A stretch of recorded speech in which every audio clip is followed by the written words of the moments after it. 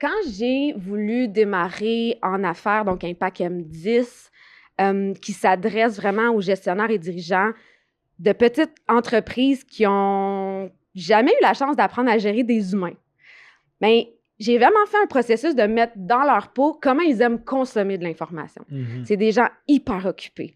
C'est des gens qui apprennent sur le tas, bien souvent. Un peu de tout. Hein. On pense à la construction, on pense à du commerce au détail, des cliniques, des centres sportifs, peu importe. C'est des gens qui apprennent à tous les jours sur le tas. Et des articles de blog, c'était pas ça qui permettait de passer mon message, de passer de la matière. Gérer, c'est un art, un défi, un bordel parfois. Mais t'es pas là pour être parfait. T'as intérêt à te gérer toi et prendre ta place, gère-toi.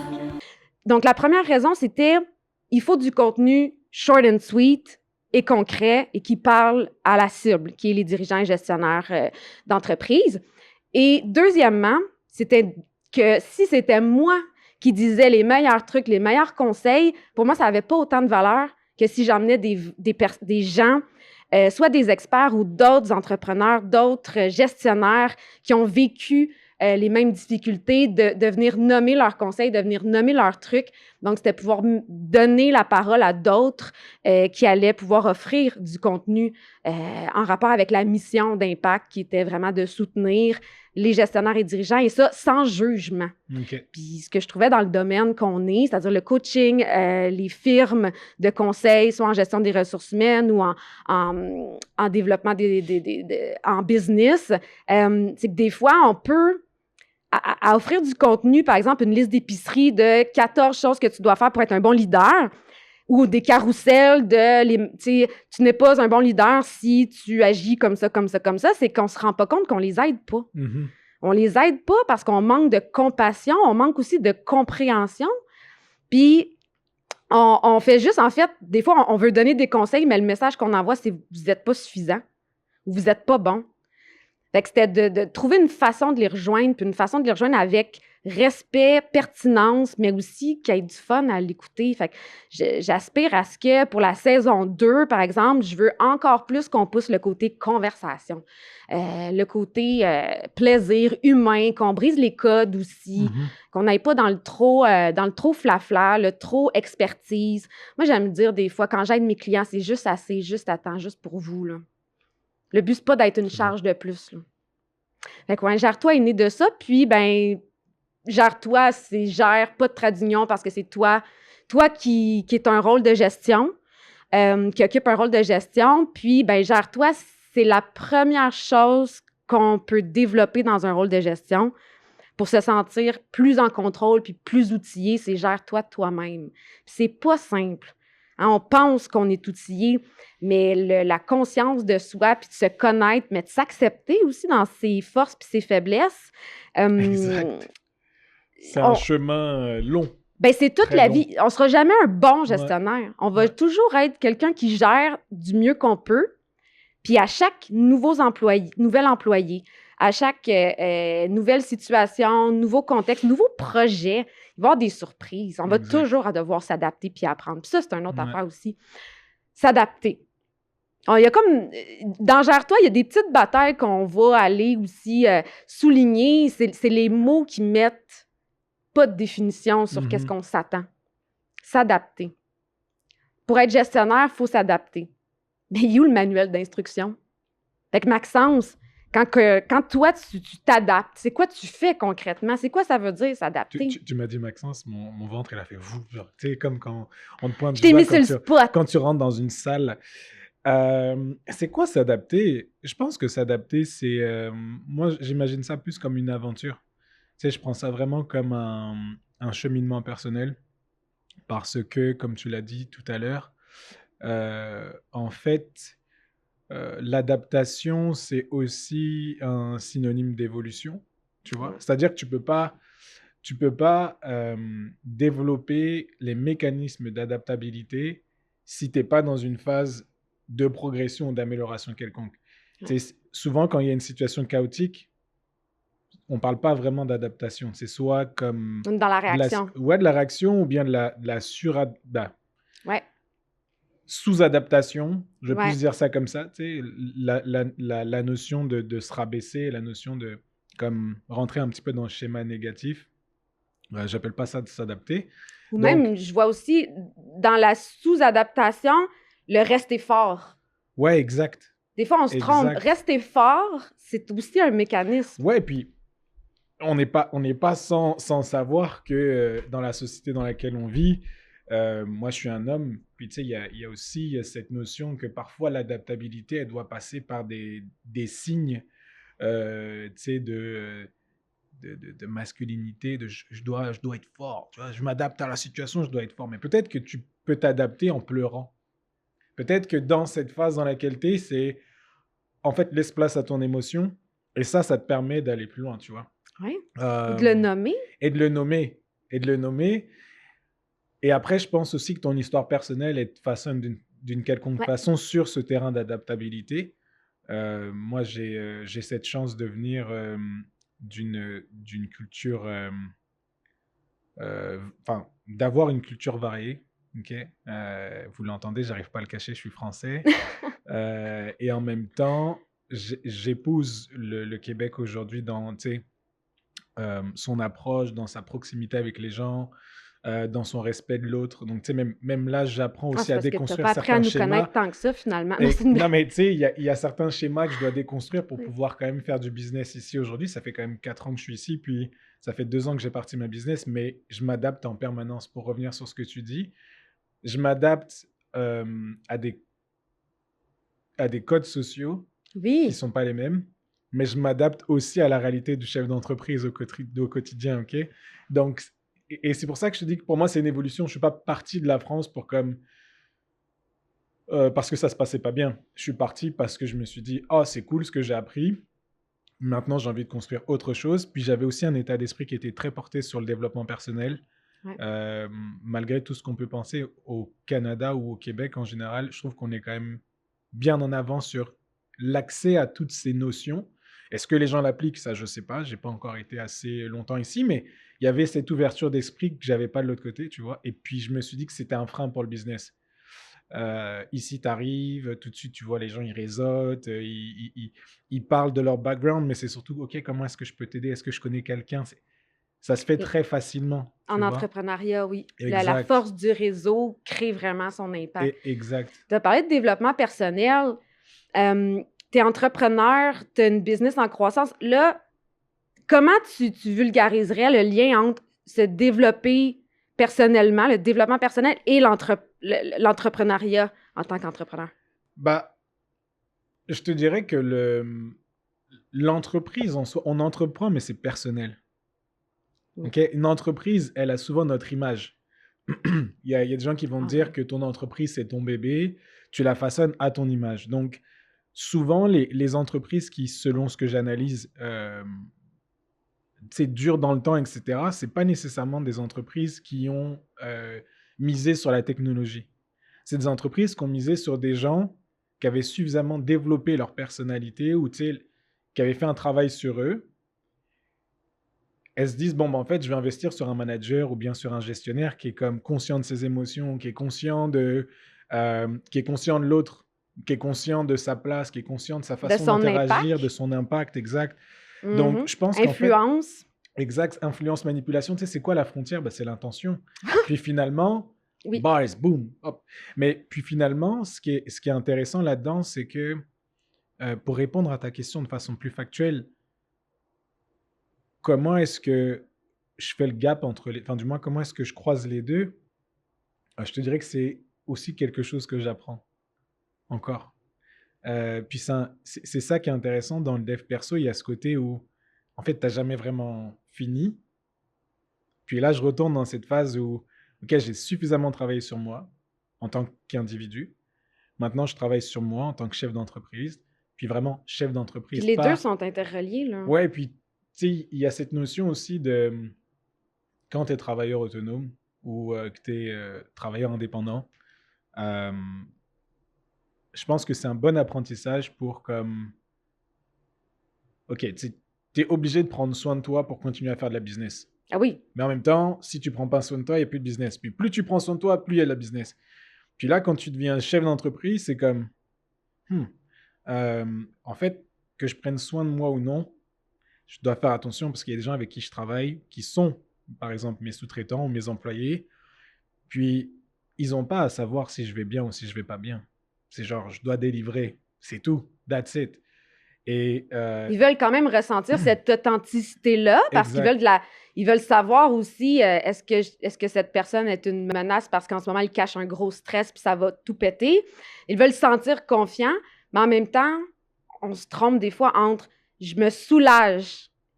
Donc, de là, l'intention aussi, c'est OK, quand tu communiques, quand tu interagis avec les gens, tes ressources, que ce soit externe, interne, il y a une différence entre je vis des émotions et de la manière que je communique, je me soulage, ce que je ferais si je laisse 100%. aller à mes réflexes.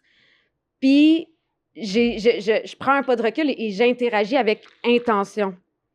Mais je peux nommer. Puis il y a une chose que Ça s'apprend, je pense. je nomme souvent en atelier aussi, c'est est-ce que ça t'arrive, je pose cette question-là à des entrepreneurs ou des dirigeants, est-ce que tu le nommes des fois? Je suis déçu. Je me sens déçu. Ou c'est quelque chose qui me fâche. Ou merci, ça me rend heureux. Alors, Ouais, tu sais, des fois, de nommer les émotions, on n'est pas obligé de les vivre comme dans ouais. la crise de panique, la tristesse, les pleurs, les choses, parce que ça, c'est du soulagement qu'on va déverser sur les membres de notre équipe. Mais ça n'empêche pas qu'on peut nommer les choses. Mhm. On peut les nommer. On peut les nommer. C'est un apprentissage. Tu sais, encore une Oui, fois, j'ai eu la chance de faire tu sais, le test que tu nous as fait faire. Enfin, tu sais, oui, euh, oui. et 24 heures après la première puis, expérience sur l'outil qu'on puis en utilise chez Impact. vérité, j'apprends. Parce que, tu Ouais. sais, c'est comme, il y a plein d'outils de tests de personnalité, de choses de choses de même, mais l'avantage de celui que tu nous as partagé, c'est que c'en est un qui te donne accès à différents layers qui nous composent tous, mais dans lequel on doit être sensible, on doit faire attention. Tu sais, j'avais la conscience des mots, de l'impact des mots.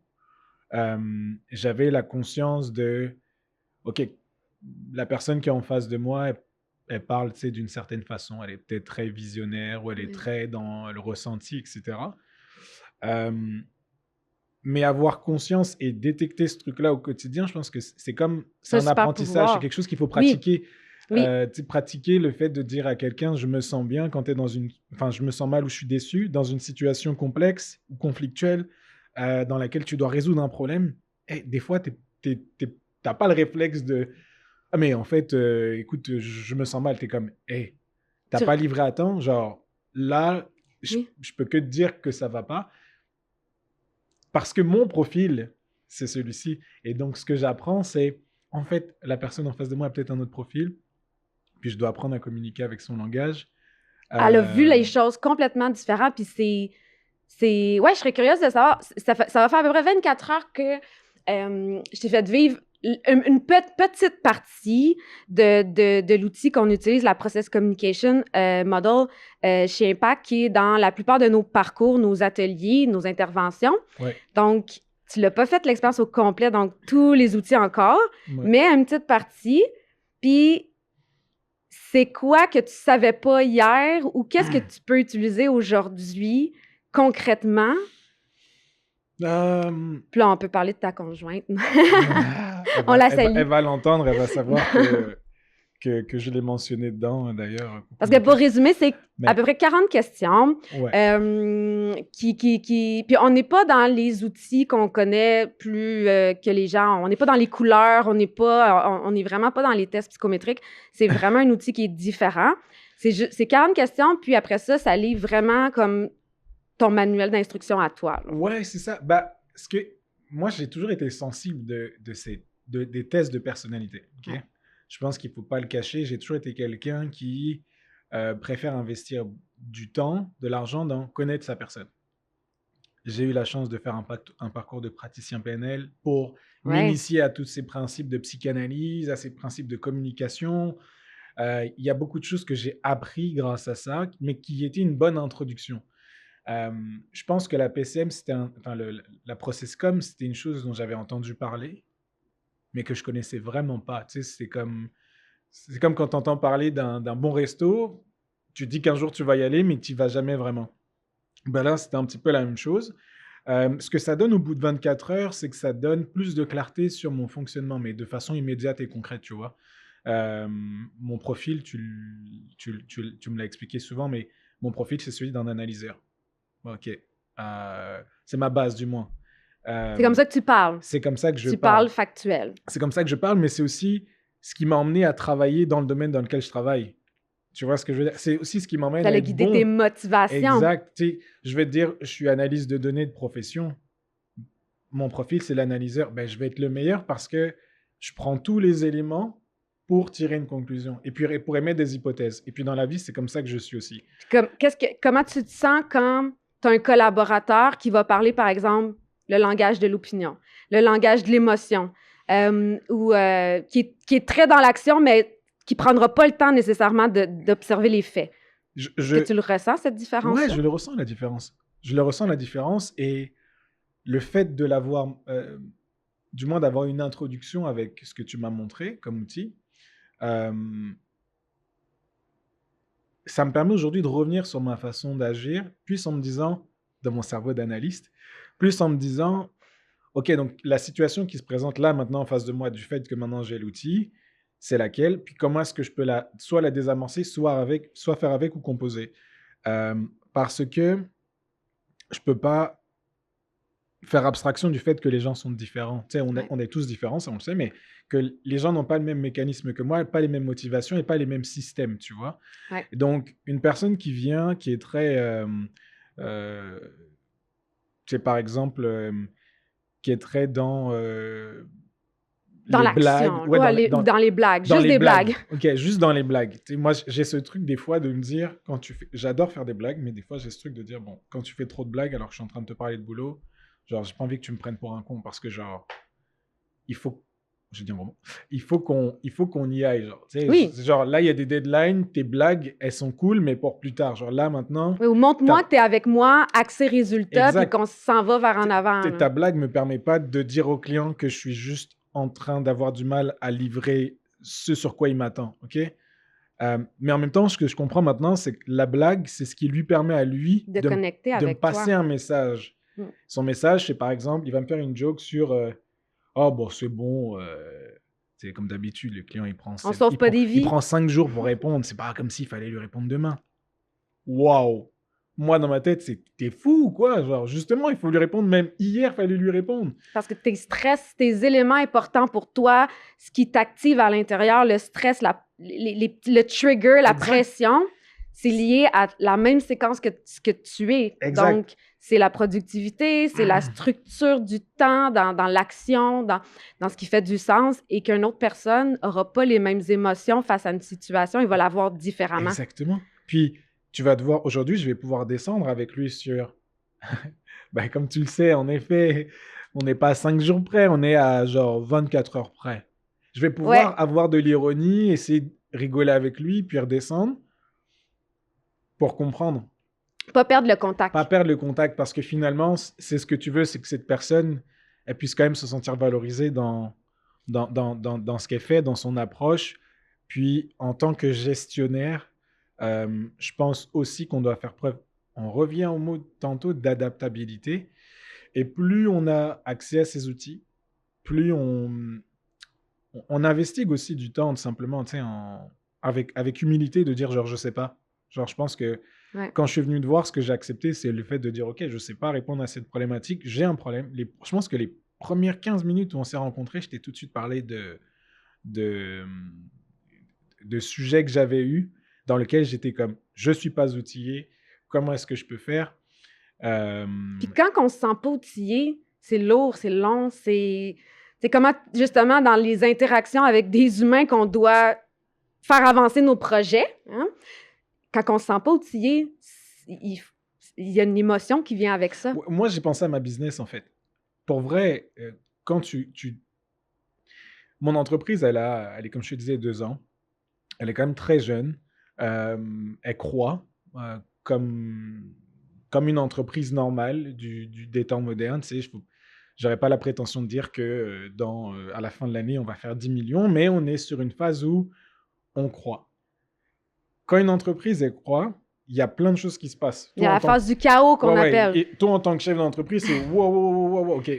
En fait, avant, j'étais dans une zone de confort. Puis là, j'ai passé la zone de peur. Puis là, je suis dans la zone d'apprentissage. Ouais. La zone d'apprentissage, c'est aujourd'hui, je dois bâtir des fondations pour que mon entreprise est dure. Moi, c'est comme ça que je pense. Tu sais, je me dis, je préfère investir dans l'humain, bâtir dans des process, bâtir dans des trucs. Pour être prêt, quand ça va être plus grand, on va me perdre moins de temps. Exact. Si aujourd'hui, je fais rentrer 10 clients en plus, j'en ai la possibilité d'aller chercher du business, je peux. Mais est-ce que ma structure peut le supporter technologiquement comme humainement? Non. Parce que les fondations avec mes collaborateurs, elles doivent être établies, tu vois. Et en même temps, je les établis en même temps que le business grossit. C'est-à-dire que ma business grossit, donc j'ai une nouvelle réalité, donc j'ai une nouvelle façon de les engager, j'ai une nouvelle façon de les driver, j'ai une nouvelle façon aussi de communiquer avec eux et de leur dire, OK, par exemple, là, on a mis un outil de gestion de projet ensemble. Il faut qu'ils adhèrent. Avant, il n'y avait pas d'outil de gestion de projet. Puis là, c'est comme, mais pourquoi est-ce qu'on doit mettre un outil de gestion de projet? Je vois ceux qui sont réticents, puis je vois ceux qui embarquent. Oui. Ceux qui embarquent, ils prennent l'outil immédiatement. Ils sont force de proposition, etc. Ceux qui n'embarquent pas, ils vont te le manifester, mais ils vont pas s'opposer. Ils vont juste pas s'engager. Puis oui, mais ils t'envoient quand même une tonne de messages. Puis là, tu es comme, OK, ils ne s'engagent pas. Comment est-ce que je peux le faire embarquer? Puis là, tout ton raisonnement part sur si je ne le fais pas embarquer. On revient à ce que je disais tout à l'heure. La fondation, elle ne s'établit pas. Donc, si la fondation, elle ne s'établit pas, je ne peux pas faire entrer le business. Ouais. Et finalement, tu es comme pris un petit peu dans cette réalité où tu te dis, ben, je suis obligé d'aller en fait investir du temps dans trouver justement cette base-là. Peut-être que dans cette fondation, ça veut aussi dire me séparer parce que tu ne rentres pas dans le moule. Et en fait, le moule, ce n'est pas nécessairement celui de Maxence qui impose un contexte, mais il y a des fondations sur lesquelles tout le monde doit s'asseoir. On doit tous s'appuyer sur ces fondations-là. Et c'est vraiment aux dirigeants de les mettre, ces fondations-là. Puis ça, on a tellement aussi de dirigeants, entrepreneurs qui jonglent à pas être capables de cadrer suffisamment parce qu'on a peur de blesser les humains, justement, parce qu'on se dit, il y a de la résistance. Est-ce que si je mets plus de cadre, est-ce que je vais régler la résistance? C'est sûr que je me mets des bâtons dans les roues, mais à pas mettre de cadre, la résistance, elle disparaît pas non plus. Et il y a de l'ego là-dedans. Ouais. Il y a plein d'aspects. Il y a l'aspect de proximité que tu crées aussi parfois avec tes collaborateurs. Moi, j'ai commencé avec un modèle dans lequel la plupart des personnes qui travaillaient pour moi au début sont des personnes que je connaissais. Donc, c'est des gens de proximité. Donc, les gens de proximité, il y a un schéma dans lequel vous vous connaissez. C'est celui de l'amitié, c'est celui de la camaraderie. Ouais. Voilà. Donc, sur ça, derrière, quand tu deviens chef d'entreprise, tu dois composer avec une ligne directrice qui est un petit peu différente. Ton rapport avec cette personne, initialement, doit évoluer. Et il évolue dans le cadre de ton métier. Il n'évolue pas dans le cadre de ta relation humaine. Donc, c'est pas pareil quand on collabore naturellement de nos intérêts communs d'amitié. Exact. Et c'est mon business, c'est moi qui te paie. Donc, puis entrepreneur, là, quand l'argent sort de tes poches... Ça fait mal.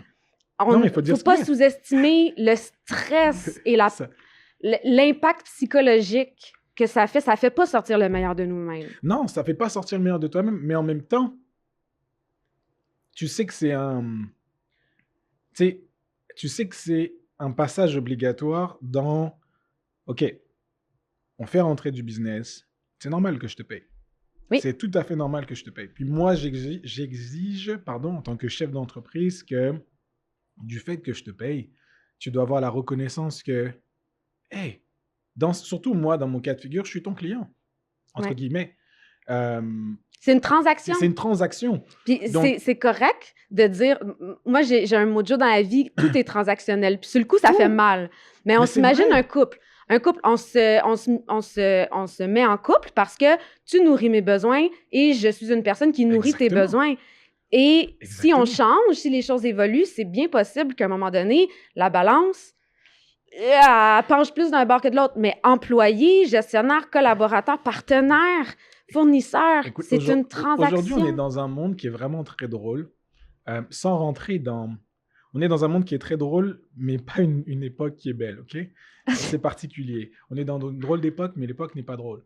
Euh, je vais te donner un exemple qui est assez fou, mais en même temps qui peut être compris de la façon suivante. Prends juste les hommes et les femmes aujourd'hui. On ne va pas rentrer trop dans le sujet parce que je ne suis pas expert là-dedans.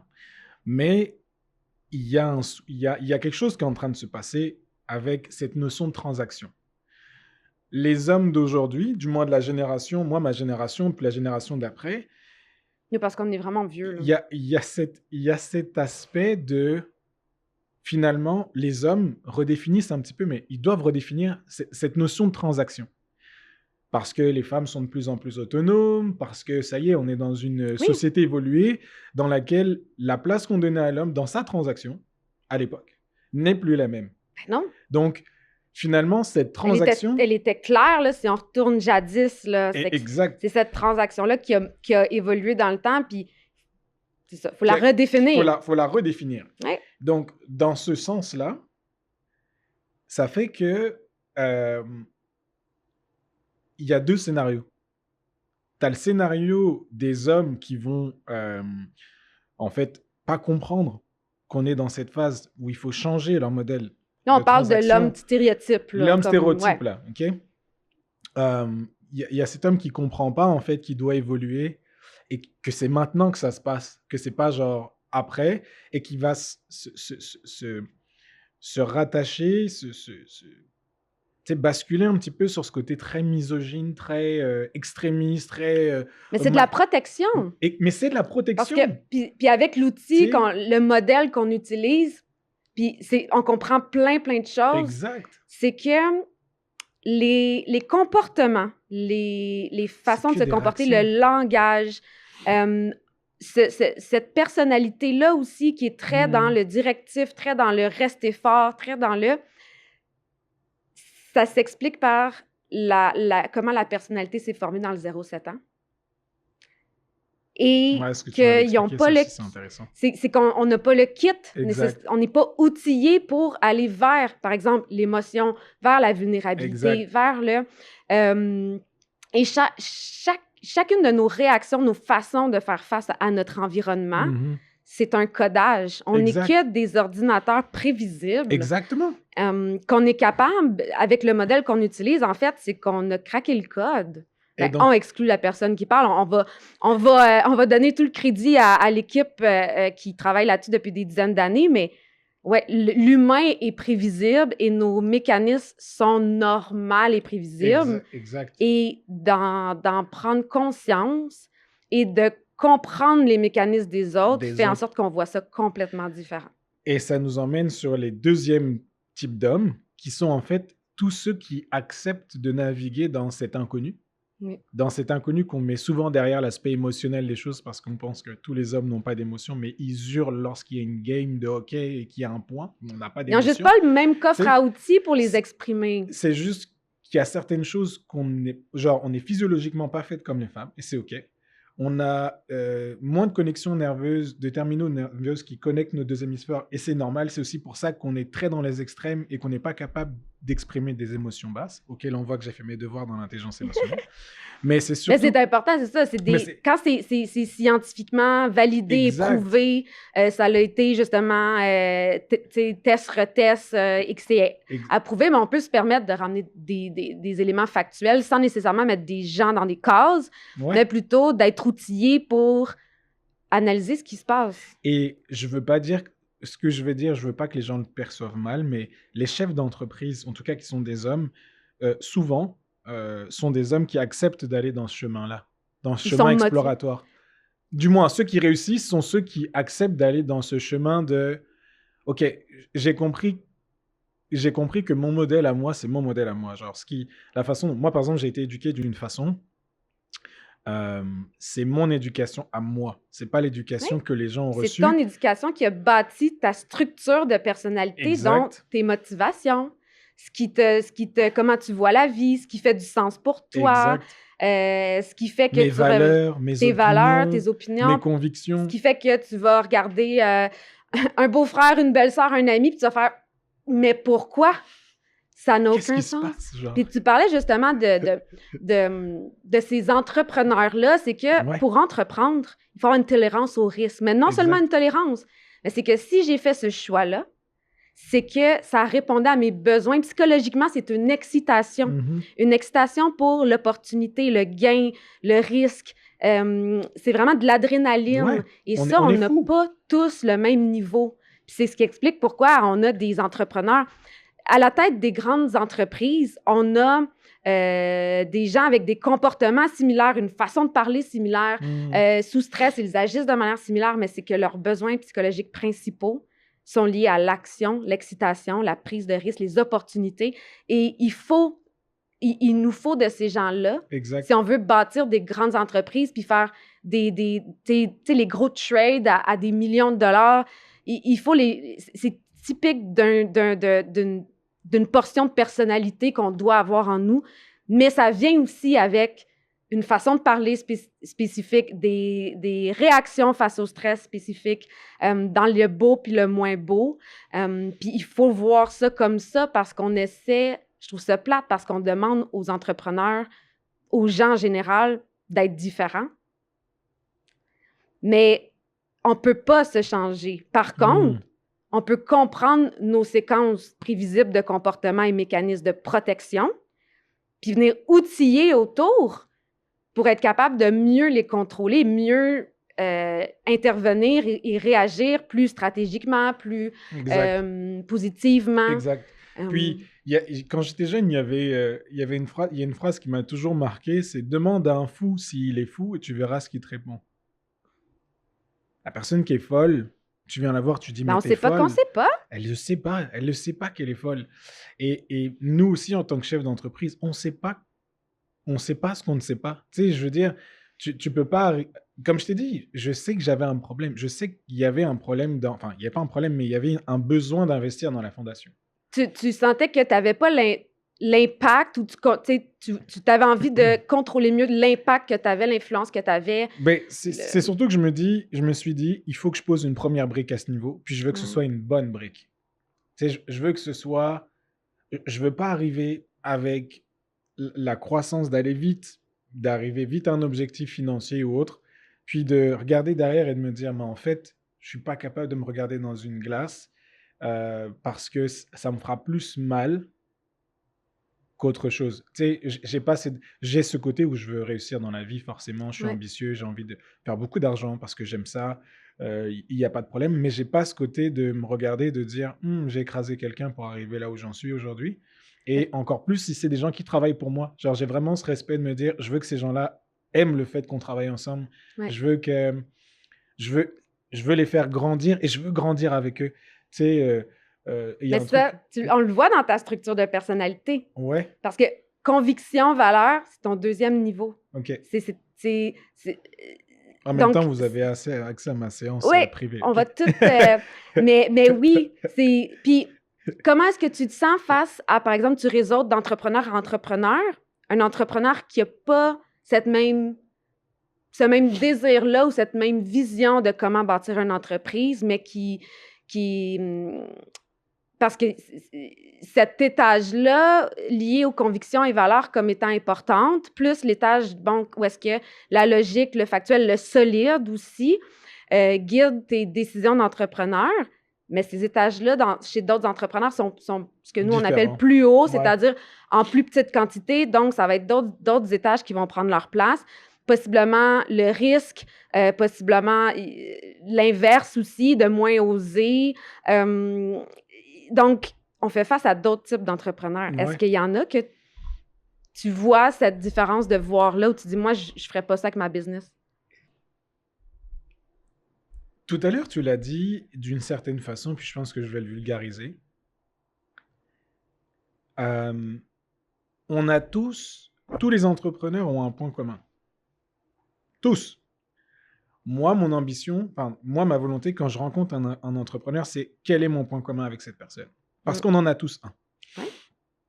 avec certaines personnes, ça va être les fondations. Tu vas parler directement tu vas parler de choses comme, OK, j'ai créé mon entreprise, j'ai pris mes bureaux. Tu vas avoir un langage qui est très comme grounded, qui est très, On OK, parle le même langage, on parle donc le même c'est langage, fluide. donc c'est J'ai du fluide. plaisir T'en as à d'autres connecter avec T'en toi. as d'autres qui vont être dans l'action. Ah ouais, là, c'est la 4e personne que je rencontre ce soir. Écoute, j'adore cet endroit.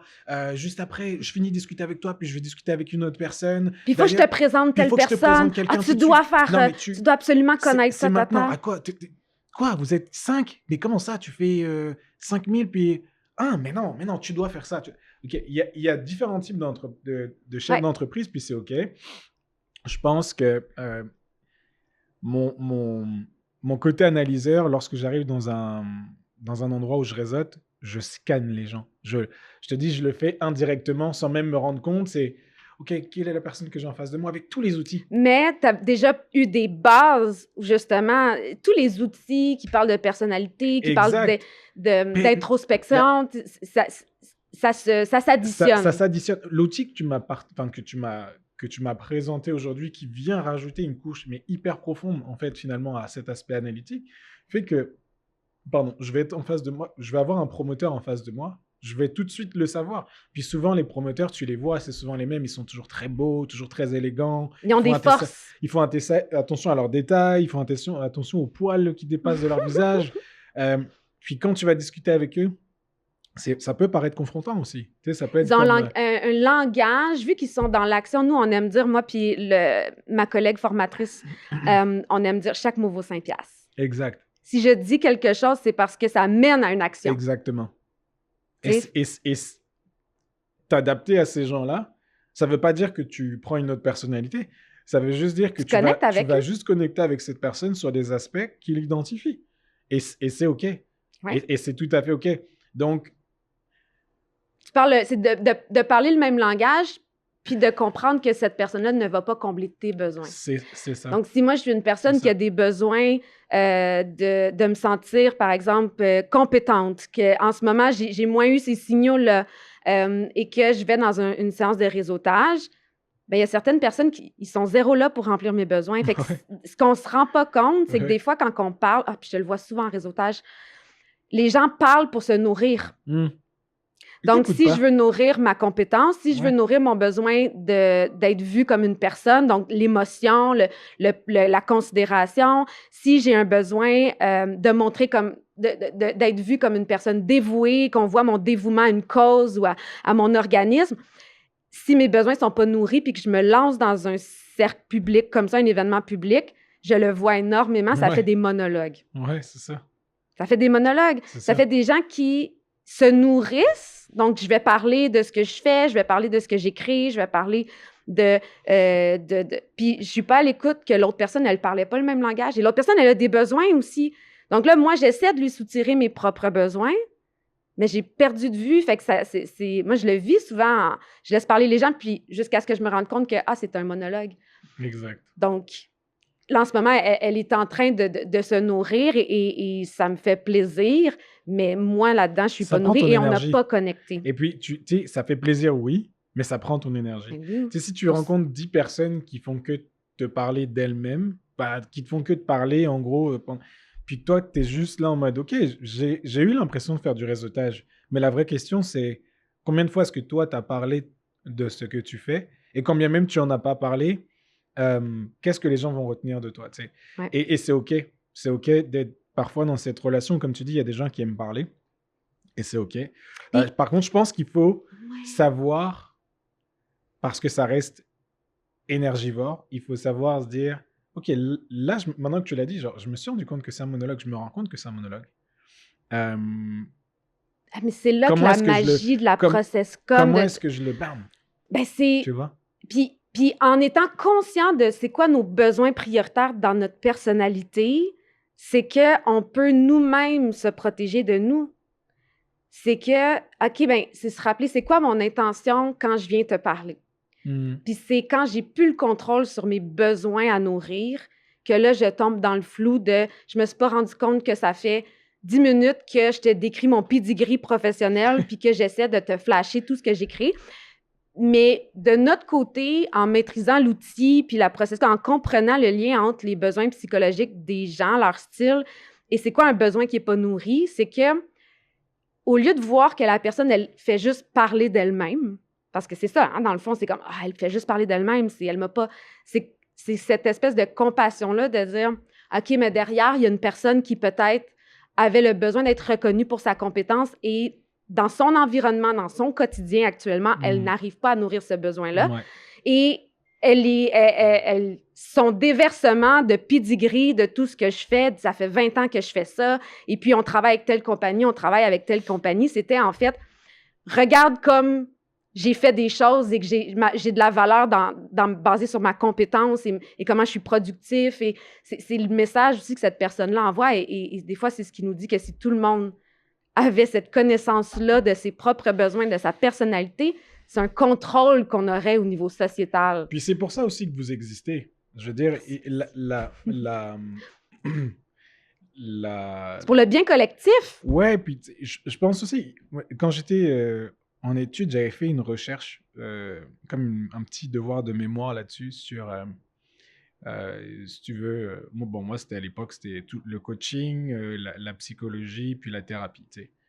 Puis dans le domaine, la thérapie, la psychologie, le coaching, c'est 3 métiers qui travaillent avec l'humain, mais différemment et à des étapes différentes. Puis en fait, souvent ce qui se passe, c'est qu'il y a beaucoup de conflits entre ces propres professions parce que je pense qu'elle en fait, elle touche presque au même sujet, mais pas au même moment. Ouais. Et il y a eu beaucoup de vulgarisation, il y a eu beaucoup d'abus et je pense qu'en fait, les gens aujourd'hui sont encore plus conscients du travail qu'ils doivent faire sur eux. Merci le COVID. D'avoir en fait juste créé ce momentum. Ce moment d'introspection forcée. Les gens étaient obligés de faire l'introspection et de se renseigner sur qui suis-je réellement, puis comment est-ce qu'en fait je peux naviguer dans le monde de demain et dans le monde d'aujourd'hui. La Processcom, tu me l'as présenté, c'est un outil qui existe depuis des années 1970. Les gens, comme tu disais, des chercheurs de la NASA l'ont utilisé, etc. Je pense même qu'ils l'utilisent. Ça a validé, selon la littérature, j'ai pas l'information, c'est aujourd'hui même. Ouais, mais en tout cas... Mais ils ont financé les fins de démarche pour finir ce modèle-là. À ce sujet-là, ce que je pense, c'est que tous ces outils existent depuis des années, des décennies. Mais ils ne sont pas popularisés pour autant. Elles étaient... Et en fait, ce qu'on regardait ce que j'observais dans cette analyse, c'était qu'elles étaient réservées à une élite. Okay? Oui, comme si pour se comprendre soi-même, on doit il fallait avoir un billet. Il fallait avoir un billet ou bien avoir des moyens. C'est une question que je voulais te poser, justement, Maxence. Parce que mes clients, ils viennent de la construction. On est rendu dans des pharmacies. C'est des gens de terrain, hein, des gens qui ont les 2 pieds sur le béton. Est-ce que comment tu expliquerais à quel point c'est accessible et que c'est plus ça? On peut être un entrepreneur de construction puis travailler son leadership, travailler sa conscience de soi, puis ça parle pas, c'est pas parce que la NASA l'utilise que c'est rocket science pour autant. Puis, la différence qu'il y a entre moi et une personne qui travaille dans la construction, c'est simplement le travail que je fais au quotidien. C'est le nombre de minutes que toi, tu es derrière un ordi versus le nombre de minutes que... J'ai pas plus de crédibilité à naviguer là-dedans parce que j'ai un diplôme en tant que tel. Je pense que, tu sais, moi, là d'où je viens d'une famille... je peux le dire, je viens d'une culture africaine, caribéenne et africaine à la fois, où toutes ces notions-là, elles sont exclues.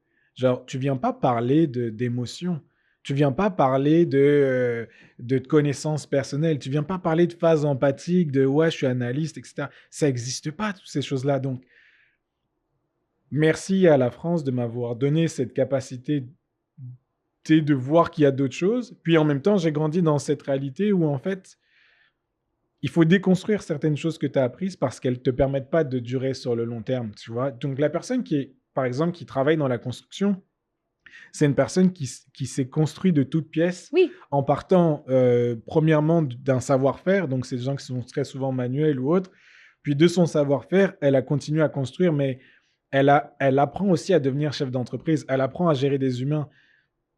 mais principalement, Sur c'est pas, le tas, c'est au pas pif. quelqu'un qui a décidé de se lever demain et de dire, bah écoute, j'ai fait une grande école, et dans cette grande école, on m'a enseigné à être manager.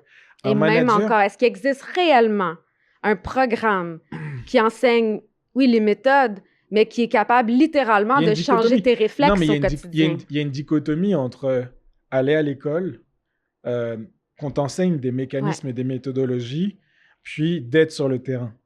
Euh, d'expérimenter. Moi, j'ai eu la chance de... J'aime pas trop dire moi, je, mais je pense que des fois, c'est nécessaire juste pour donner du contexte. J'ai eu la chance de commencer par euh, l'entrepreneuriat. Moi, je n'étais pas un entrepreneur de base, là, j'étais juste une personne qui avait des bonnes relations humaines et qui aimait bien créer des ponts entre « Ah, tu as un besoin, ok, je peux t'aider à le trouver. » Puis, je pense que j'ai masteré ça. J'ai appris à le maîtriser. Ok. Ouais.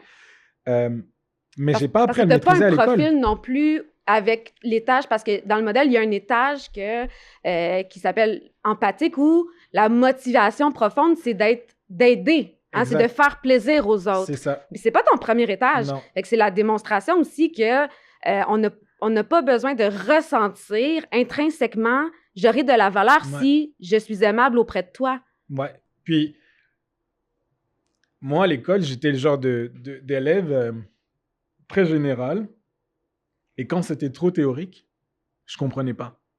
J'arrivais pas à comprendre. Je disais toujours, mais On reconnaît concrètement, les dans la vie... entrepreneurs, on se met les deux mains dedans. Non, mais là. dans la vie, genre, comment est-ce que ça se matérialise? Au point où toutes mes disciplines dans lesquelles j'étais très bon, c'était souvent l'histoire, parce que c'est très factuel, l'économie, parce que c'est très factuel, les mécanismes de vente, le marketing, c'est aussi très factuel, c'est une science très factuelle. Ouais. Tout ce Une corrélation éprouvée. Exact, toutes les sciences humaines, Ouais. c'est aussi très factuel. Les mathématiques, c'est très factuel, mais le français, j'étais très mauvais parce que ça me saoulait, c'est hyper abstrait, c'est genre, c'est des règles. Ok, bon, je dois mettre un 3E après créer parce que c'est au féminin.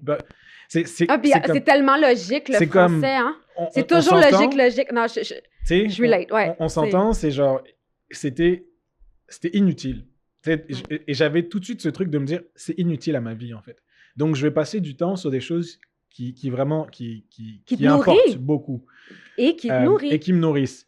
Donc, ensuite de ça, je prends une décision d'aller étudier, mais j'étudie dans des éléments qui sont toujours très concrets. Tu sais, j'ai pas été le profil de faire un doctorat. Mais là, puis t'as pas eu un parcours standard, c'est-à-dire, je finis le secondaire, je fais un cégep, bon, t'es en Europe aussi, mais je fais un cégep, tu sais, mais ici, les jeunes, c'est une ligne droite, là. Les Français me détestent. Le français, tu sais... On les salue. Salut à mes compatriotes français, mais les Français très by the book, qui sont très scolaires, qui sont très... Tu dois aller en école, devenir ingénieur, puis ensuite... Écoute, moi, quand je venais, que je leur racontais ma vie, c'était mais en fait, t'es un échec. Et moi, je leur disais, mais en fait, toi, t'es un échec. Ce qui est intéressant, c'est que moi, je suis passé par l'école de la pratique. J'ai un doctorat en vie. J'ai un doctorat en choses que j'ai vécues. Non, on parle pas de l'école de la vie. Tu sais, t'as rien vécu, genre. T'as rien vécu, puis tu viens enseigner aux gens comment ils doivent vivre. Ben non, on va forcément dire, ben t'es un rigolo. Il faut un mélange des deux. Exact. Pour que les deux fonctionnent. Je dis pas qu'il faut pas aller à l'école. C'est pas ce que je dis. C'est pas ce que je dis. J'ai juste eu un parcours qui a été comme je fais un baccalauréat. Puis après mon baccalauréat, je deviens ce qu'on appelle conseiller, tu vois, conseiller mandataire, genre comme vendeur de consultant, exact.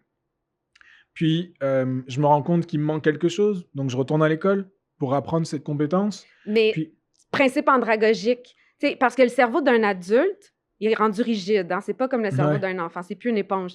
Puis il y a des principes de base que pour créer l'apprentissage réel et que ça dure, que ça soit codé dans le cerveau, il faut ces principes-là. Mm-hmm. Et on oublie que il faut qu'ils existent. Donc, c'est pour ça qu'il y a de l'argent qui... Tu vois. Non, l'andragogie n'est pas de la pédagogie.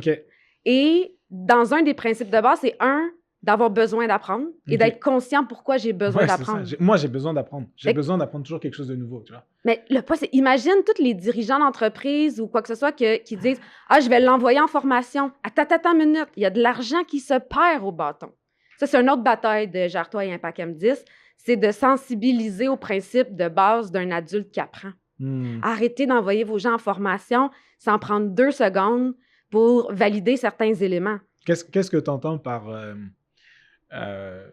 Parce que moi, c'est quelque chose qui me motive, par exemple, tu sais, Oui. de leur trouver des formations et de leur dire, allez, hop, je t'ai trouvé une formation, vas-y. Parce que moi, j'ai ce truc Ouais. d'apprendre constamment.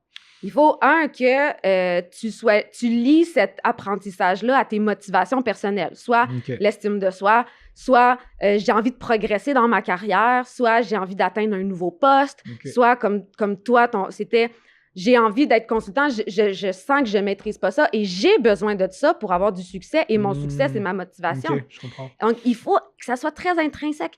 Et l'autre, il y en a plusieurs principes, mais autre chose, c'est qu'il faut se mettre les deux mains dans le live. Il faut faire un lien entre mon contexte et la notion et comment je l'applique. Il faut la cristalliser dans des cas concrets. OK. Donc, quand tu sors du baccalauréat, je donne un exemple. Les bacheliers en gestion des ressources humaines qui vont faire leur cours en égo de convention collective ou en droit du travail, mais qui n'ont pas d'expérience de travail, c'est-à-dire qui ont des expériences de travail d'étudiants. C'est la raison pourquoi tu sors de ton bac, tu as quoi, 10% des apprentissages qui sont restés. Tu vas stresser, oui, le cerveau va enregistrer pour passer l'examen, mais après ça, le cerveau, il va faire comme, j'ai pas besoin de ça. Ciao, bye. Faisons de la place à quelque chose de plus pertinent. Ah ouais. Le dirigeant qui dit « Ah, il y a une nouvelle loi sur la santé, sécurité, il y a une nouvelle loi sur la prévention du harcèlement. On inscrit tout le monde, on les met dans une salle, on fait venir quelqu'un un beau 2-3 heures. C'est bon. Hey, vous avez besoin d'être là, mettez ça dans votre agenda. »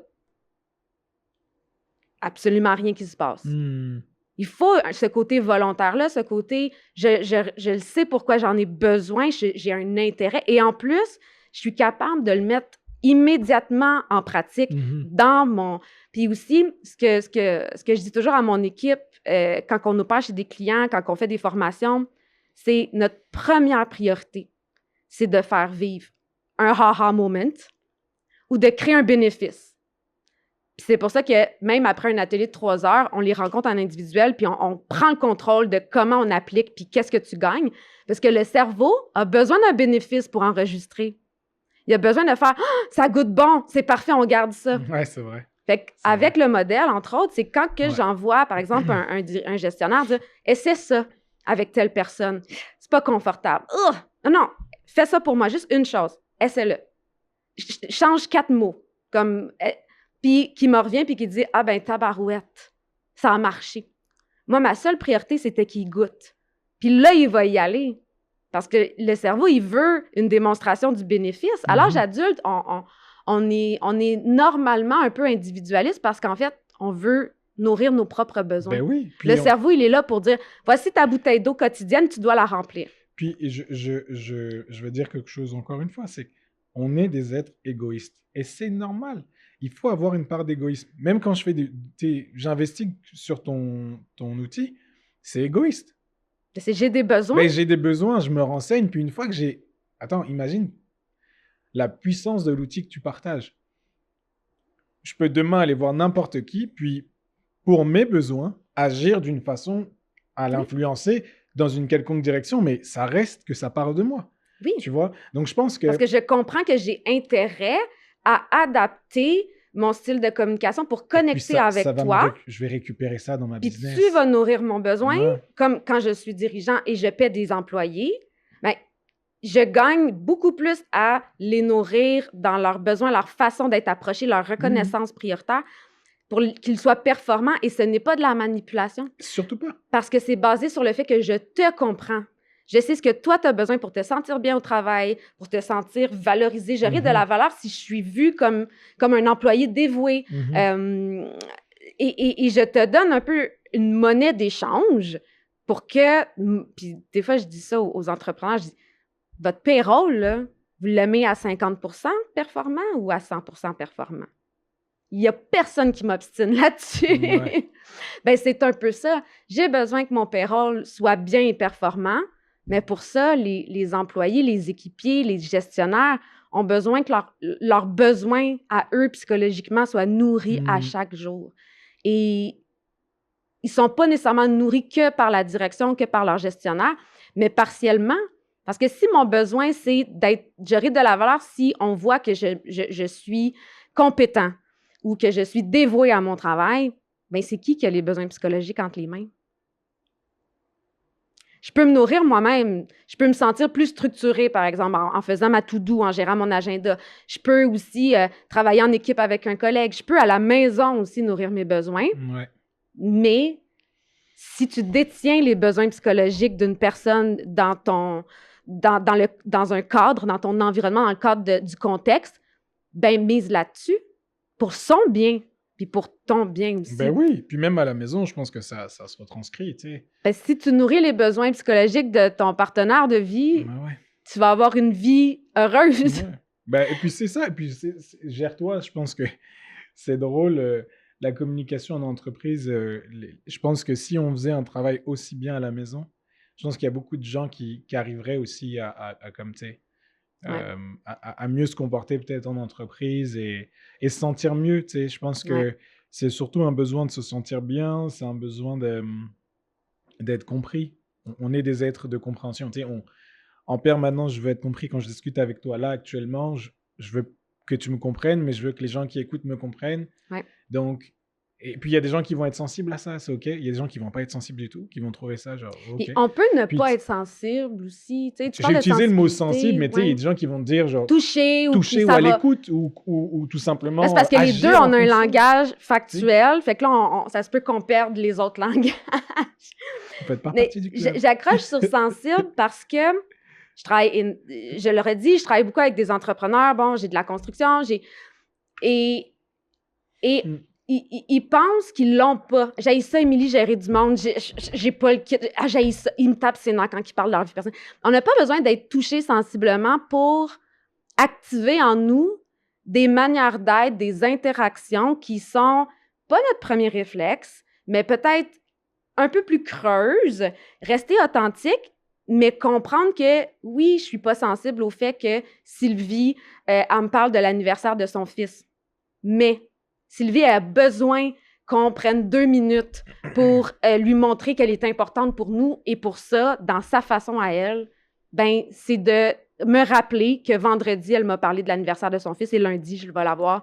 Puis je lui dis, puis ça s'est-tu bien Exact. passé? Et même si c'est tu sais, pas forcément à la job. Moi, je vais te donner une anecdote qui m'est arrivée il y a un mois. Là. J'appelle pour réserver une session de pickleball avec mon fils. Puis j'appelle un lieu, je ne vais pas citer le lieu parce qu'on n'est pas là pour faire la publicité, mais c'était pas loin à Laval, tu vois. Et je tombe sur une dame. En fait, j'essaye de réserver. Bref, j'ai du mal à réserver. Ça prend ma réservation, mais ça la prend pas. Je fais un interact, ça rentre pas que ça. Puis j'appelle à l'accueil, puis on me passe le service comptable. Puis je tombe sur une dame qui me dit, vous appelez Maxence? Je dis oui. Oh, c'est original comme prénom, c'est français. Puis là, elle part dans une explication où j'appelle juste pour savoir si vous avez pris mon paiement. Mais elle me parle de ses enfants, elle me parle de ses fils, Elle de nourrissait son ses mari, besoins. vraiment, elle me parle de limite. J'aurais été comme, mais madame, limite, vous me donnez. Si je suis quelqu'un de mal intentionné, là, tu me donnes tout sur ta vie. Et j'ai trouvé ça tellement beau parce que c'est ce qui m'a permis de créer du lien avec cette dame juste en l'écoutant. Ouais. Et à la fin, j'ai fini en disant, ben, quand je passerai, je viendrai vous voir pour vous saluer. Puis ça Tu lui as donné un boost de vitamines. Et ça Et t'as rien fait, là, tu l'as juste laissé. Tu l'as juste laissé parler. Et peut-être que, oui, j'avais des choses à faire. C'est Ouais, son employeur qui te remercie. J'avais comme une to-do list qui était remplie, j'avais des meetings à préparer, j'avais plein de... Et il y a mon fils qui me demandait de l'attention. Il y avait plein de choses. Mais... Et je pense que c'est là-dedans où des fois, il faut être sensible. C'est en raccrochant, je me suis dit, j'ai permis à cette personne d'avoir une bonne journée, très certainement, mais surtout d'être écoutée. Peut-être que juste avant de m'appeler, il s'est passé quelque chose et qu'elle avait besoin d'en parler. Ouais. Tu vois? Donc... Mais ça, c'est reconnaissance pour la personne. Donc, considération de ma personne dans qui je suis au niveau plus personnel. Mais moi, personnellement, j'étais comme à tous, je suis pas compétent là dans ce que je suis en train de faire. Là, je travaille pas, je suis pas productif. Genre, mon moi, base, analyse, comme tu m'as expliqué, il est... Genre, j'y suis pas du tout. T'aurais pu dire, ah mon Dieu, que je perds mon temps en ce moment et j'avais une to-do list à faire et le temps est compté. Et dans la vie, ça nous arrive en permanence. Ben oui. On rentre à la maison, j'ai plein de choses à faire, j'ai plein de mails à traiter. ben, peut-être que tes enfants, ils vont te demander du temps. Puis peut-être que dans tes enfants, comme tu l'expliques souvent, il y a plein de profils différents. Tu as celui qui te fait des blagues, tu as celui qui veut de l'attention, qui veut que tu lui montres qu'il existe. Puis toi, tu es comme, oh, mais j'ai pas trop le temps. Mais Là. ça, T'es- quand tu as découvert le principe de l'ascenseur, est-ce que ça t'a permis de comprendre le Ouais. lien entre l'énergie et toutes les façons d'être Ouais. qu'on a en nous Ouais. et qu'en fait, pourquoi notre 3e chiffre à la fin de la journée, on n'a plus rien. On est brûlés et tous, peu importe qui on Fait est, peu importe notre profil, je pense qu'on est On brûlés à notre reste manière. vraiment notre personnalité de base. On a Ouais. accès à moins d'outils. Ouais. Des fois, je compare ça à, tu sais, les coffres à outils là, rouges là, de Ilti, les marques. les grosses mallettes, là. Oui, ben, les coffres à outils que tu vas dans une quincaillerie, là, Ouais, puis ouais. tu peux les empiler un sur l'autre, ben, c'est comme si à la fin de la journée, tu as juste le tiroir du bas. Ouais. Fait que ça, c'est tout ce que tu as dans ta personnalité, que tu peux activer mécaniquement aussi, mais quand tu n'as plus de jus, tu as juste ce que Puis- tu as. Puis j'incite vraiment, et je le dirai jamais assez, moi je suis un grand... je pense que je suis, comme on appelle, un homme des temps modernes. Ok. J'accepte de prendre cette casquette, de dire que je suis un homme qui accepte d'aller naviguer dans des zones qui sont complètement inconnues, Inconfortable. inconfortables. Tu as peut-être mis le bon mot. Inconfortable plus qu'inconnu. Tu vois ma position, je suis inconfortable. Peu importe d'où je viens, peu importe d'où tu viens, peu importe ton domaine de vie, je pense que ton secteur d'activité, même si intellectuellement tu penses ne pas avoir accès à ces choses-là, ben, il faut y aller, puis on va vulgariser des concepts, puis en vulgarisant les concepts, tu comprends. C'est sûr que si je vais voir un psychologue qui me parle de tous les aspects de ma personne, sur toutes ses facettes, sur tous ses angles, je vais le regarder en me disant, écoute, là tu me parles un langage que pour vrai je comprends pas. Par contre, Ah, mais là, il faudrait que les psychologues aient accès au modèle parce qu'ils comprendraient comment s'adapter au tu sais, langage. voilà, puis tu sais, plus je vulgarise quelque chose, plus je suis compris. Ben oui. Plus je vulgarise quelque chose, plus je suis compris. Ok, moi je viens de comprendre que dans mon entourage, j'ai des gens qui sont composés différemment. Ok, par exemple, j'ai mon père, je pense, qui lui doit être genre sur une base analyseur, comme moi, c'est très travail. De ce que j'ai compris. Ma mère, elle est très dans... je pense qu'elle doit être plus dans son opinion, ses valeurs, ses convictions. À mon avis, il peut-être faudrait, je pense que Ouais, c'est ça. Puis, c'est du gros bon sens. Exact. Comment ça se fait que les gens sont pas comme si peut-être très empathique avec dans sa base aussi. Oui, parce qu'on est un mélange de Voilà. plusieurs... Puis les dynamiques que j'ai avec mes frères et sœurs, c'est pareil. J'arrive à voir tous ces... Enfin, du moins, j'arrive à mettre un doigt dessus. Puis ça me... Ah, mais là, on a juste fait 2 heures ensemble. Là. T'as pas fini ton parcours. Non, mais t'imagines qu'en 2 heures... T'as vu 10% de ce qu'on peut te donner. Ben imagine, comme le cerveau, on l'utilise qu'à genre Parce 2 ou que ça 3%. d'indice. Puis là, on peut te donner ça d'indice ou est-ce que c'est... Puis, petit hint, quand on va voir les séquences de stress prévisibles, donc les comportements inconscients qu'on adopte liés à la phase dans notre structure de personnalité, ça ment pas.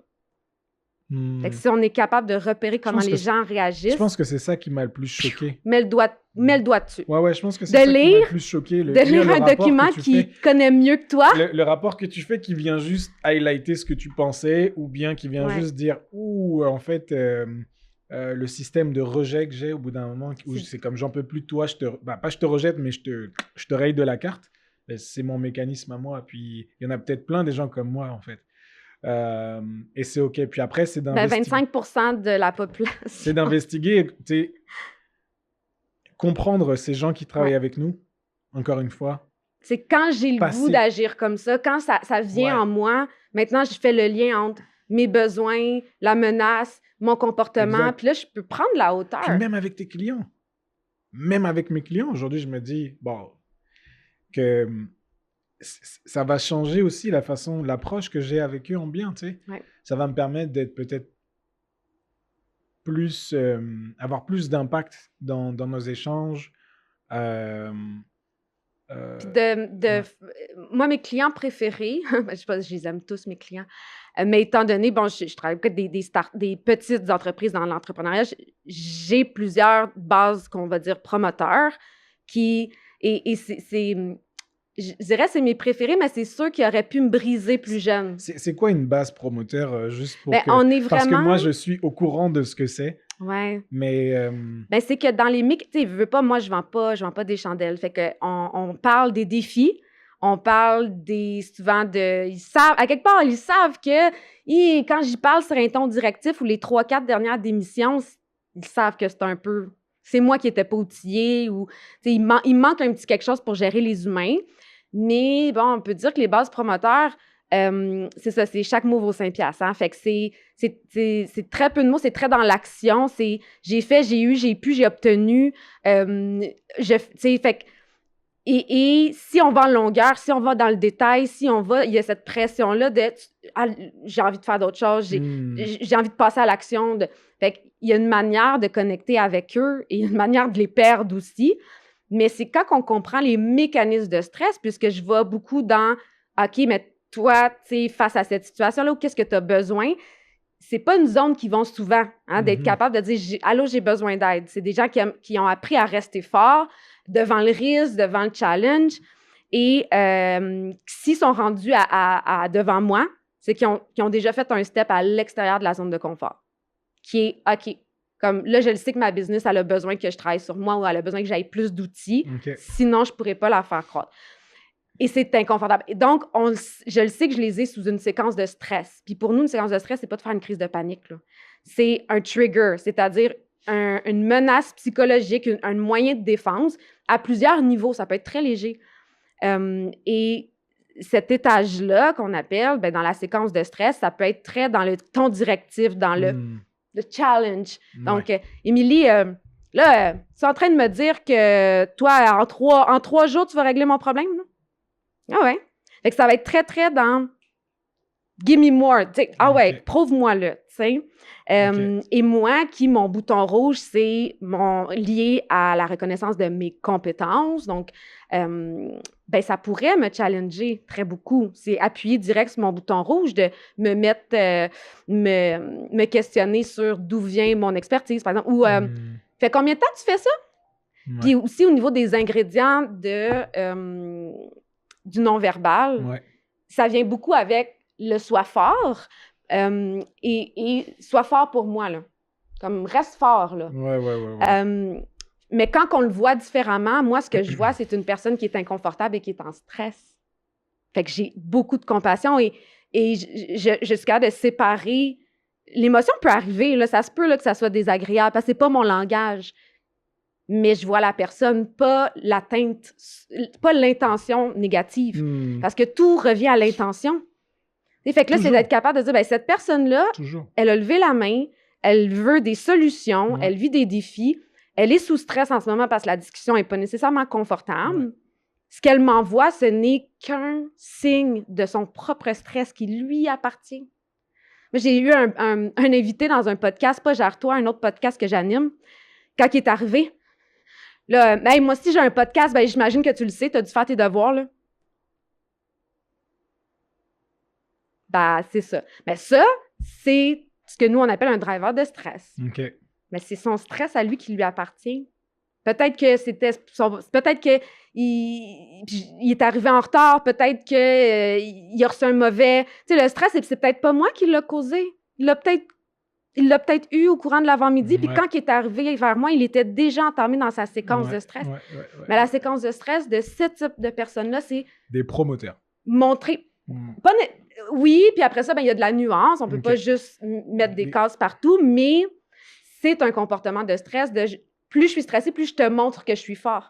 Et c'est à toi aussi de me montrer que tu es forte. Fait que je t'envoie... Après, c'est des combats je t'envoie comme des petits cadeaux. Dans ma tête, à moi, c'est comme des petits cadeaux, là. Mais pour 95% de la population, ça peut être désagréable. Donc, mais, tu sais, je peux choisir de ne pas aller prendre une bière avec toi après. Mais je peux aussi juste gérer ma propre émotion en me disant, oui, c'est désagréable, mais tu n'essayais pas de m'attaquer. Tu t'es seulement laissé aller dans ton réflexe de mécanisme de séquence. J'ai une question pour toi. J'aime bien poser des questions. Vraiment qu'on se fasse. Je pense qu'on va faire Maxence et Émilie le balado. Est-ce que tu penses que Tant pis pour les entreprises, tant pis. Faut qu'on... On peut-tu Non, faire mais des sous pour les pour qu'on arrête entreprises, de c'est travailler en toujours fasse pour les juste... entreprises. Moi, j'aime beaucoup ce format parce que je trouve que c'est un format dans lequel on peut s'exprimer, on peut discuter, etc. Et qui sort un petit peu de la convention classique de je suis dans un plateau télé où j'ai un prompteur et je dois lire ce que je dis. Est-ce que tu penses qu'il y a une limite dans l'exploration de justement cet outil que tu parles souvent, la ProcessCom? Est-ce que tu penses qu'à un moment donné, tu sais, c'est comme si je vais trop au gym et que je travaille trop certains muscles, il y a un risque que ça casse. Ouais. Au-delà de l'entretien, est-ce que, Oui, comment est-ce que devenir fou parce qu'on que on voit tout chez tout le monde, tu sais, oui. quand j'ai appris à travailler sur les bases de la PNL, Ouais. l'un des formateurs que j'avais, je me souviens, disait vous allez voir, ne devenez pas des monster PNL, ok? Oui. Il ne faut pas devenir... faut pas que ça devienne une religion, un go-to absolu, puis que ça blur de la réalité. Comme l'être humain est fait de la façon dont il est fait, pour pouvoir assimiler quelque chose, il va le répéter. Ouais. Donc, il va le répéter pendant un moment donné. Donc, à un moment donné, le cerveau, il a solidifié des lignes. Exact. Donc, ce qui se passe, c'est que pendant un moment donné, tu te dis, mais pour pouvoir l'absorber, tout ça, ben, je vais devoir le faire exister dans ma vie pendant... OK, là, cette personne, c'est une base promoteur. OK, lui, c'est une base empathique. OK, lui, c'est une base analyse. Puis finalement, à un moment donné, tu perds un petit peu les pédales et tu te dis... parce qu'on n'est pas professionnel comme vous, puis vous, c'est votre métier au quotidien, donc je veux dire, votre travail, c'est aussi ça. Mais nous, en tant que chef d'entreprise, comment on fait? Vous n'allez pas jusqu'à la certification. Voilà. Puis comment on fait pour garder quelque part ce côté très humain? Tu vois? Parce que si j'analyse trop... tu vois, ça, c'est une question que seule une base analyseur m'aurait posée. OK. OK. Tu vois, parce que là, mais c'est super bon, puis c'est tellement vrai, parce que moi aussi, j'en suis une, et c'est pour ça que ma collègue Annabelle, qui est un profil complètement différent, qui donne sa formation... Moi, je forme d'une façon, elle forme d'une façon, nos exemples sont différents. Elle a le droit de me challenger. Émilie, t'es en train... Tu sais, la fameuse vision en tunnel. Parce que ma façon, tu sais, des fois, je peux devenir plus rigide dans ma façon de lire la situation. Ouais. Fait qu'il faut être toujours vigilant. C'est sûr que là, au niveau justement certifié de ne faire que ça, faut pas devenir son propre ennemi puis manquer il y a des angles morts qu'il faut garder en tête. Parce que, tu sais, comme par exemple, moi, je vais toujours regarder les 3 premiers étages. Tu sais, il n'y a pas que la base qui compte, il y a comme d'autres facteurs de la personnalité. Fait que c'est vraiment un outil qui n'est pas canné dans le béton. Puis il y a quand même une légère marge aussi où est-ce qu'on ne contrôle pas, puis on pourrait être faussé. Comme plutôt de connaître le modèle, d'avoir son propre profil, de pouvoir l'utiliser, c'est que, bon, de toute façon, pour être vraiment en maîtrise, il faudrait nous donner beaucoup de notre précieux temps. Okay. C'est pas tout le monde qui se rend à passer un niveau 1, un niveau 2, mettons qu'on regarde juste le modèle et non nos programmes. Puis c'est pour ça aussi que nous, ce qu'on a fait, c'est qu'on inclut le modèle, le principe scientifique, mais dans des programmes adaptés à ta réalité. Puis ce qu'on te montre, c'est pour ce que tu as besoin. Puis on fait en sorte aussi que tu ne te sentes pas bon dans l'utilisation. Ce n'est que des hypothèses qui fait que c'est un guide, une carte de lecture où est-ce que je vais essayer ça. Puis ça se peut que tu l'essayes puis ça ne marche pas. Ouais. C'est pour ça que nous aussi, on reste disponible de « Hey, là, je décris, je suis aligné, etc. » Fait que la limite, c'est nous-mêmes. C'est ça, c'est d'être convaincu d'être convaincu. Ça, je le dis même aux... Souvent, on va m'arriver puis « Ouais, ben là, Jonathan, là, il veut pas, non. » Parfait. T'es convaincu qu'il veut pas, c'est ça? Qu'est-ce que tu as pu observer ou entendu qui t'amène à nommer que... Pas à penser, parce que faut pas peser, il y a des boutons. Qu'est-ce qui t'amène à dire ça maintenant? Puis c'est d'emmener. Puis souvent, on se rend compte que le cerveau, il est fait pour être convaincu, d'être convaincu. C'est notre ennemi aussi. T'sais. Moi, un client un jour m'a dit « Ah, c'est comme outsmarter son cerveau. » Ouais. On a un pouvoir qu'on ne sait pas qu'on peut développer, c'est-à-dire de prendre le dessus de notre propre cerveau. Ouais. Quand on est capable de faire ça, c'est vraiment puissant parce que notre cerveau, il est là pour... Il y a juste son but, c'est de nous protéger. Là. Ouais. C'est de repérer des signaux dans notre survie, environnement là, pour faire est-ce que Ouais. tout est beau, tout est correct, tes besoins sont comblés. Fait que réagis comme ça, protège ça, Mais il est souvent erroné parce que les écarts de perception. Fait que c'est de prendre une coche au-dessus puis juste faire step back. Là, parfait. Qu'est-ce que je ressens? Qu'est-ce qu'il a dit? Comment lui, il voit peut-être les choses? Etc. Donc, est-ce que c'est mon cerveau qui me convainc d'être convaincu de ça ou il y a d'autres possibilités? Puis souvent, d'aller en externe, ben, c'est un peu à ça qu'on sert. Ouais, je pense aussi. Puis on est nous-mêmes, on se fait pogner à notre propre piège, tu sais. L'analyseur va vouloir faire des liens avec tout. Alors que j'ai une collègue qui va me dire « Attends une minute. Là, tu es comme en train de penser que tout ce type de profil-là, mais il y a tel angle mort, il y a ça que tu n'as pas vu, il y a ça que tu n'as pas vu. Ah, OK, c'est bon. » Fait que c'est la limite, je dirais. Puis après ça, ben c'est que dans le cadre de nous, ce qu'on fait avec les dirigeants et gestionnaires, on ne l'utilise pas à pleine capacité, l'outil qu'on a entre les mains, parce qu'on peut aller... On peut aller régler certaines choses jusqu'à l'enfance, on ouais. peut aller... c'est un outil qui est le fun parce que c'est différentes couches qu'on vient comme déclocher une à une. OK. Puis mettons que pour un programme, ben, on va aller jusque-là, puis c'est suffisant, c'est correct. Ça va créer énormément de valeur au quotidien. Puis pour d'autres programmes, on peut se rendre là.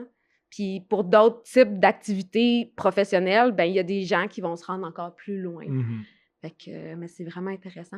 Mais là, on va se faire plein d'autres épisodes, Maxence, parce qu'on est comme pas trop loin, toi puis moi.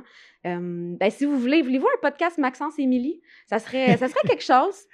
Écrivez-le. Allez, on pourra jaser de tout et de rien. Puis qu'est-ce que vous aimez modèle dans les sujets qu'on aborde aussi pour la saison 2 de Gère-toi? Aimez-vous plus la communication? Voulez-vous qu'on parle psychologie? Voulez-vous qu'on parle plus pratique de gestion? Fidez-nous, c'est le temps parce qu'on va recevoir les bons invités, on va parler des bonnes affaires. L'idée, c'est oui, on aime ça jaser, mais on aime ça aussi que les gens puissent mettre en pratique ce qu'on amène puis qu'ils puissent gagner à tous les jours. Puis vous avez une bonne approche. Vous avez une approche... j'ai eu la chance d'être un petit peu dans ce domaine-là de près et de loin, puis vous êtes très factuel et pratique, donc je trouve que ça fonctionne bien en tout cas avec des gars comme moi qui sont très ok, mais je veux que ça marche, je veux que ça marche, puis je le mets, puis ça fonctionne, du moins il y a une bribe, donc il faut continuer d'investir, donc ouais. Ben, ça part d'écouter les gens avec qui on travaille, tu sais, ce concept de transaction-là, ça part de, mais mon intention, c'est que j'ai envie d'entendre des « Ah ben tabarouette, ça m'aide tellement, ça. Ouais. » Si j'ai pas ça, je fais pas ma job. Fait que l'intention vient bâtir la méthode puis les outils. Vous avez beaucoup d'avenir. Excuse-moi, je me permets de te couper, mais je pense que ton activité a beaucoup d'avenir encore. De plus en plus même, je pense.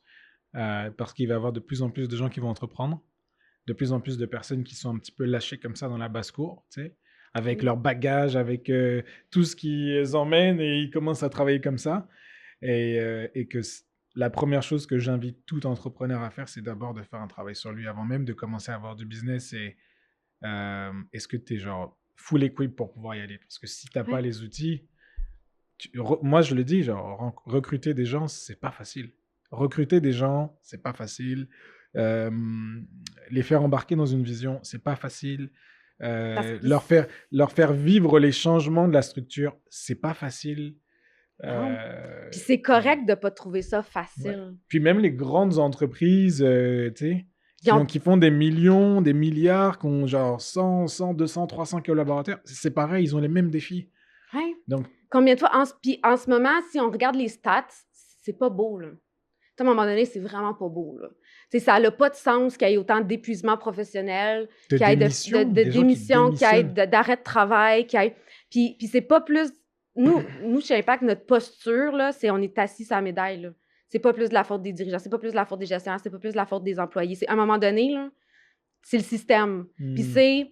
Tu sais, on a besoin d'un permis pour construire une piscine. On a besoin d'un permis pour conduire une voiture. Mais il y a les entrepreneurs, eux, ils ont besoin de leur permis pour, mettons, aller en construction ou dans leur domaine d'activité. mais ils ont le droit d'embaucher des employés, puis d'avoir leur estime, d'avoir leur confiance en soi, d'avoir leur climat familial entre les mains. Ils ont énormément. Puis après ça, il y a la croissance. On nomme des gestionnaires. Tu vas gérer une équipe. Tu vas faire les évaluations de rendement. Ouais. OK. Combien de fois? Oui, on va être à tes côtés, mais le feu pogne, puis ça prend pas 2 minutes qu'ils sont laissés à eux-mêmes. Donc, je vis des stress, puis en plus, j'ai mes mécanismes qui impactent. Donc, encore là, j'ai l'estime, j'ai les émotions, ça va jusqu'au climat familial, les enfants, la conjointe. Là. Combien de fois que monsieur, madame, peu importe, arrive à la maison, puis ça n'a pas de bon sens, nanana. Donc, ça l'affecte. Ou tu pars de la maison avec une chicane. Ben oui. Tu pars de la maison avec une chicane, puis t'embarques à la job, et puis le premier meeting, Ah ouais? Mais qu'est-ce qui t'arrive? Vous n'avez pas fait ce qu'il faut. Mais attends, on revient en arrière. Il y a 1 heure de ça, tu étais en train de monter dans ton auto parce que tu étais en chicane à la maison. Donc, là, en plus, c'est ça, tu te fais comme parler pas dans le bon langage. Tes besoins ne sont pas nourris ni à la maison ni au travail. Donc, il y a des explications à ça. Il y a des actions qu'on peut prendre aussi. Je motive. Je pousse. Je valide vraiment l'approche. Ta pédagogie aussi, je trouve qu'elle est bonne. Tu as une très bonne écoute. Mais tu sais qu'avant de partir officiellement Impact, j'ai arrêté de travailler officiellement, puis je voulais faire les choses comme il fallait. La phase de validation, je suis allée questionner et rencontrer des dizaines de dirigeants de PME, puis des deux côtés, des dizaines de gestionnaires même. On a fait des sondages confidentiels où les gestionnaires venaient à moi sur LinkedIn. Puis quand j'ai fait l'annonce, parce que je voulais que ce soit vraiment des gestionnaires qui répondent confidentiellement au sondage pour témoigner, ils venaient m'écrire « merci ». Ils me donnaient de leur temps gratos et ils venaient m'écrire « hey, merci de t'en inquiéter ». Et j'ai réalisé, j'ai fait « ben voyons donc ». J'ai mon marché, ça y est. Oui, il y a un marché, il y a un besoin. L'idée, c'est de faire croître parce que pour être présent, mais derrière ça, il y a un non-sens. Ouais.